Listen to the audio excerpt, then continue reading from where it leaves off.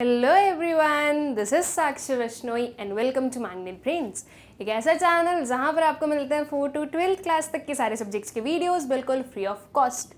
So students, अब हम क्या स्टार्ट करने वाले हैं? अब हम अपने 12th स्टैंडर्ड की जो दूसरी वाली बुक है हमारे इकोनॉमिक्स की, that is Indian economic development, वो स्टार्ट करने वाले हैं। इसके पहले हम लोगों ने अपनी जो मैक्रो इकोनॉमिक्स है वो पूरी कंप्लीट कर ली है एंड आई होप कि आप लोगों को मैक्रो इकोनॉमिक्स में कोई भी डाउट्स नहीं होंगे।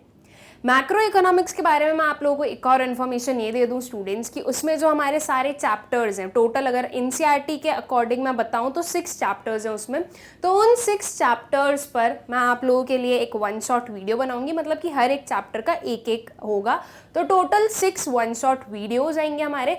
वो एक काइंड ऑफ आपका रिविजन होगा कि पहले पूरा अच्छे से पढ़ लो, फिर जब एग्जाम बस देना है, रिवाइज करना है, तो उसे आप रेफर करो एंड जो 1 शॉट है, लाइक एक ही शॉट में जो पूरा चैप्टर है उसे कवर कर देंगे हम। ओके, तो आज से हम अपना जो न्यू बुक है that means Indian economic development वो स्टार्ट करेंगे। वही सेम प्रोसीजर चलने वाला है। हम सबसे पहले सारे हमारे चैप्टर्स की ओवरव्यू देखेंगे चैप्टर स्टार्ट होने से पहले, फिर एक एक कंसेप्ट को अच्छे से पढ़ेंगे एंड देन उसके बाद में एनसीईआरटी सॉल्यूशन सॉल्व करेंगे। ओके, एंड 1 शॉट वीडियोस मैं आप लोगों को इस पर्टिकुलर बुक के लिए भी प्रोवाइड करूंगी, लेकिन पहले हम अपना कोर्स कंप्लीट कर लेते हैं इसका भी। ओके, सो आई होप कि आप लोग काफ़ी एक्साइटेड हैं, आपकी दूसरी वाली बुक स्टार्ट हो रही है इसलिए। इनफैक्ट मैंने बहुत बच्चों को ऐसे देखा भी है, स्टूडेंट्स को देखा है, उनके कमेंट्स पढ़े कि ma'am please Indian economic development start कर दीजिए। देखिए, आपका वेट खत्म हुआ है, अब हम वो कर रहे हैं स्टार्ट। ठीक है, starting with our first chapter. I hope students कि आप लोग बहुत कंसंट्रेशन से पूरी बुक पढ़ने वाले हो, जैसे कि आपने आपकी मैक्रो इकोनॉमिक्स भी पढ़ी होगी। बहुत ही इंटरेस्टिंग सब्जेक्ट है ये। जो इंडियन इकोनॉमिक डेवलपमेंट है, उसके नेम से हमें समझ में आ रहा है कि जो इंडिया की इकोनॉमी है उसका डेवलपमेंट, राइट। तो फ्रॉम हमारे, अगर हम बहुत पुरानी बात करें कि ब्रिटिशर्स के रूल के उस टाइम से आज तक जो हमारा इकोनॉमिक डेवलपमेंट हुआ है वो सब कुछ हम इसमें पढ़ने वाले हैं।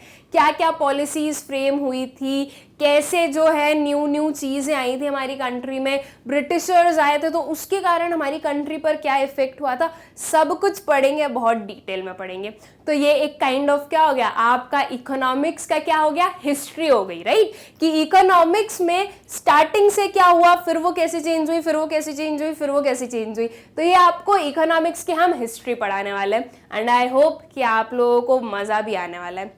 फॉर दोस्त जैसे हिस्ट्री पसंद नहीं है तो ये नेम सुनकर बिल्कुल भी घबराना नहीं और ये नहीं सोचना कि अरे यार इकोनॉमिक्स में भी हिस्ट्री आ गई। ये इंटरेस्टिंग है, आप लोगों को मज़ा आने वाला है इस बुक को पढ़ने में, आई एम फॉर श्योर। और देखो, इसकी एक और प्लस पॉइंट क्या है, इसमें न्यूमेरिकल्स नहीं है। सो फॉर दोज जिससे न्यूमेरिकल्स पसंद नहीं है, जिसे ये लगता है कि यार न्यूमेरिकल्स नहीं होनी चाहिए, सिर्फ थ्योरी होनी चाहिए, तो आपकी ये पूरी बुक प्योरली थ्योरी पर बेस्ड है। आपको एक भी न्यूमेरिकल नहीं मिलने वाला है इसमें। ओके, तो आई होप स्टूडेंट्स कि आप सभी लोग बहुत एक्साइटेड हैं। तो चलिए हम स्टार्ट करते हैं। हम फर्स्ट चैप्टर से स्टार्ट करेंगे एंड सब्सिक्वेंटली हमारे सारे चैप्टर्स हम कंप्लीट करते जाएंगे। ओके, सो इस पर्टिकुलर वीडियो में हम जो हमारा फर्स्ट चैप्टर है उसका ओवरव्यू देखने वाले हैं। ठीक है, तो हमारा जो फर्स्ट चैप्टर है उसका नेम क्या है students, Indian economy on the eve of independence. देखो, नेम से समझ जाओ, इंडिया की इकोनॉमी कहाँ पर, इंडिपेंडेंस की ईव पर। मतलब कि देखो, इंडिपेंडेंस जब मिला तो हमारी इंडियन इकोनॉमी कैसी थी। ठीक है, ये सारी चीजें हम देखेंगे अपने इस पर्टिकुलर चैप्टर में। जो नेम होता है, चैप्टर का नेम होता है, उसी से हम जो है उसका पूरा, उसके अंदर क्या मैटर हम लोग पढ़ने वाले हैं वो हम उसका आइडिया लगा सकते हैं। ओके, सो ये है स्टूडेंट्स हमारे एक ओवरव्यू का मतलब क्या हो गया, ये है हमारे वो टॉपिक्स जो कि हम कवर करने वाले हैं इस पर्टिकुलर चैप्टर में। ठीक है, कौन कौन से हैं, introduction about what, so introduction about your this one chapter, जो कि मैं आप लोगों को इसी पर्टिकुलर वीडियो में कवर करवा दूंगी। ठीक है, फिर आता है low level of economic development under colonial rule. Colonial rule का मतलब क्या होता है स्टूडेंट्स, ब्रिटिशर्स रूल। ठीक है, कॉलोनियल जो होता है, कॉलोनिज्म, इसमें हम क्या बोल सकते हैं कि इसमें ना 2 पार्टीज होती है। एक पार्टी होती है हमारी रूलर एंड एक पार्टी होती है हमारी कॉलोनी, ठीक है। तो जो रूलर होता है वो कॉलोनी पर क्या करता है, रूल करता है, ठीक है। अब जब हम अगर अपने प्री इंडिपेंडेंस की बात करें तो कॉलोनियल रूल था। कॉलोनियल रूल कैसे था, कॉलोनी क्या थी, कॉलोनी थी इंडिया एंड जो रूलर थे वो कौन थे, वो थे हमारे ब्रिटिशर्स, ठीक है। तो इसलिए हम क्या बोलते हैं कि वो एक कॉलोनियल रूल था, ठीक है। तो उस टाइम पर लो इकोनॉमिक डेवलपमेंट क्यों हुआ था, इस चीज को हम समझेंगे। एंड इन दोनों के बीच में एक और टॉपिक अगर मैं ऐड करूं तो वो आ जाएगा हमारा ओरिजिन ऑफ ब्रिटिश रूल, ठीक है। मैं इसके पहले इस पर्टिकुलर जो हमारा टॉपिक है इसके पहले आप लोगों को बताऊंगी कि जो ब्रिटिश रूल है वो कैसे ओरिजिनेट हुआ। वैसे तो आप लोगों ने आपकी हिस्ट्री में पढ़ा होगा, आपके 9th स्टैंडर्ड सोशल स्टडीज में पढ़ा होगा हिस्ट्री में कि कैसे ब्रिटिशर्स ने इन्वेट किया, कहाँ से आए वो सबसे पहले। मैं उतना डिटेल में आप लोगों को नहीं बताने वाली हूँ, मैं सिर्फ उतना बताऊंगी जिसमें कि हमें इकोनॉमी के बेसिस पर समझ में आ जाए कि क्या हुआ था, कहाँ से आए, कहाँ से ट्रेडिंग स्टार्ट कर दी, कहाँ फैक्ट्री हो गई, क्या हुआ, कैसे हुआ, बस हम जो है उसका एक ग्लिम्स देखने वाले हैं, ठीक है।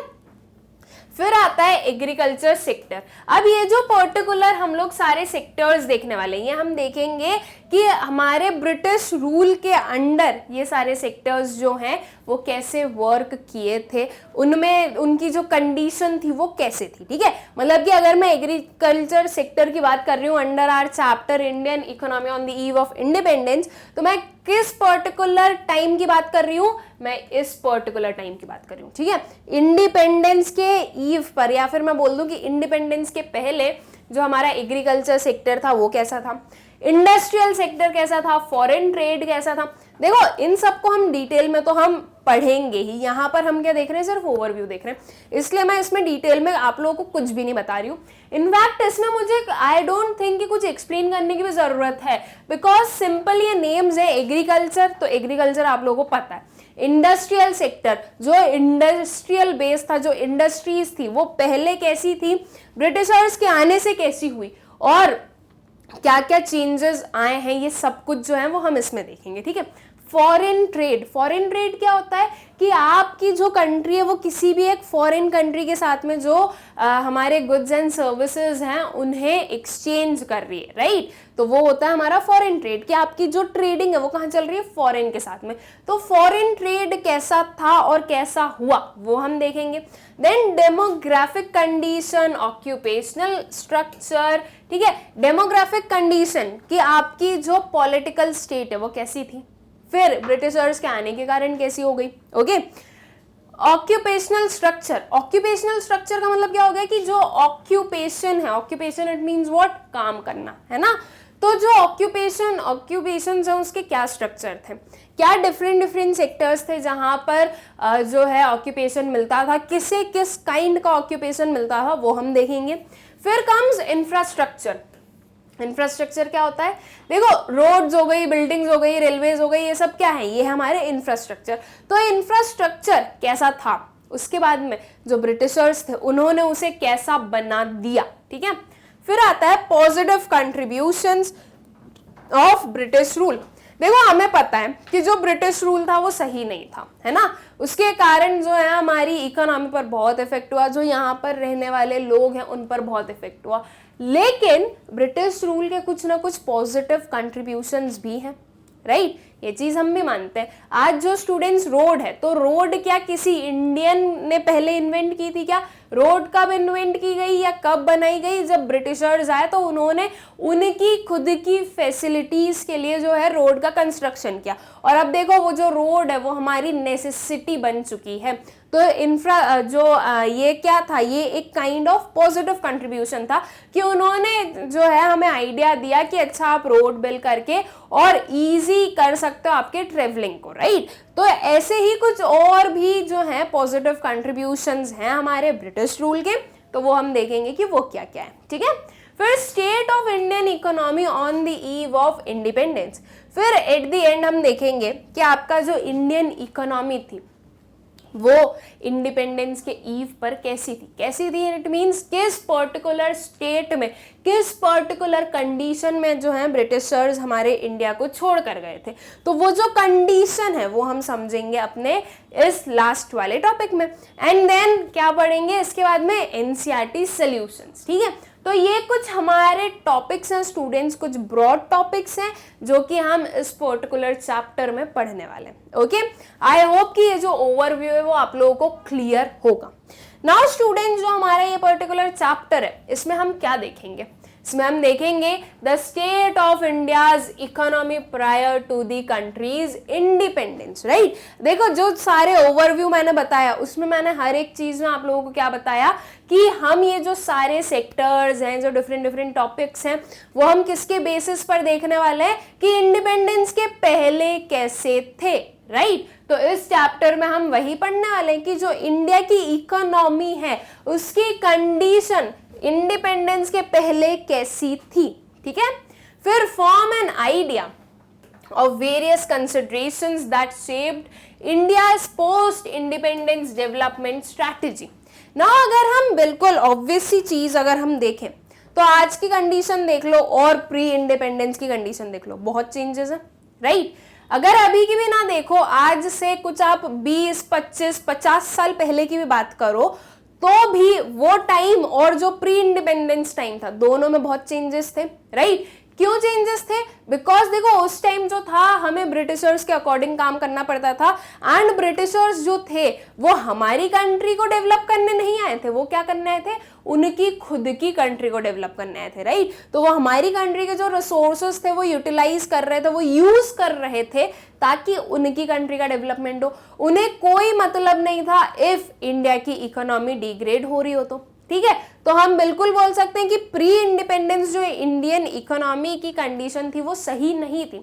लेकिन पोस्ट इंडिपेंडेंस क्या हुआ, ये जो कंडीशन थी ये धीरे धीरे क्या होने लगी, डेवलप होने लगी या ठीक होने लगी। राइट, उसमें हम इंप्रूवमेंट्स देखने लगे। एंड ये इंप्रूवमेंट्स कैसे हुए, ये जो इंप्रूवमेंट्स हैं ये सिर्फ ऐसे नहीं हो गए कि हमें करना है भाई, वो जो इंप्रूवमेंट्स हम लाए उसमें कहीं ना कहीं प्री इंडिपेंडेंस का भी हाथ था।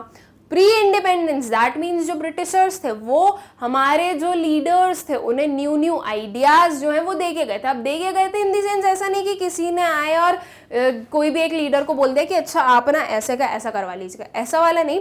जो आइडियाज दिए वो कैसे दिए भाई, जैसे कि रोड का फॉर्मेशन हुआ। ठीक है, तो रोड जब बनाई गई तो वो एक आइडिया मिला कि अच्छा अपन और अच्छी रोड्स बना सकते हैं और पूरी कंट्री में बना सकते हैं। राइट, और जैसे कि रेलवेज हो गया या फिर शिप से जो है ट्रांसपोर्टेशन हो गया, इंफ्रास्ट्रक्चर में जो है हमारा क्या हो रहा है, इम्प्रूवमेंट हो रहा है। उसके बाद में एग्रीकल्चर सेक्टर में भी वो डिफरेंट जो है हमें टेक्नोलॉजीज दिखा कर गए होंगे या टेक्नोलॉजीज उन्होंने यूज करना सिखाई। तो बस ऐसे ही हर एक चीज में हम देखेंगे कि हमारा जो इंडिया का पोस्ट इंडिपेंडेंस था उसमें कहीं ना कहीं क्या था, वो जो पुरानी वाली प्री इंडिपेंडेंस वाली थी वो भी इंक्लूडेड थी। ठीक है, तो ये सब कुछ हम पढ़ने वाले हैं अपने इस पर्टिकुलर चैप्टर में। आई होप स्टूडेंट्स कि आप लोगों को एक ओवरव्यू, एक ब्रीफ सा व्यू या एक ग्लिम्स मिल गया होगा कि इस पूरे चैप्टर में हम क्या कवर करने वाले हैं। ओके, सो अब हम मिलेंगे अपने नेक्स्ट वाले लेक्चर में। कौन सा टॉपिक लेके? Origin of British rule. हम पढ़ेंगे कि ब्रिटिश रूल कैसे ओरिजिनेट हुआ, कहां से ओरिजिनेट हुआ। ओके, आई होप स्टूडेंट्स की ये जो ओवरव्यू था ये आप लोगों को क्लियर है कि आप लोगों को क्या पर्टिकुलर चीजें पढ़नी है इस चैप्टर में। Thank you.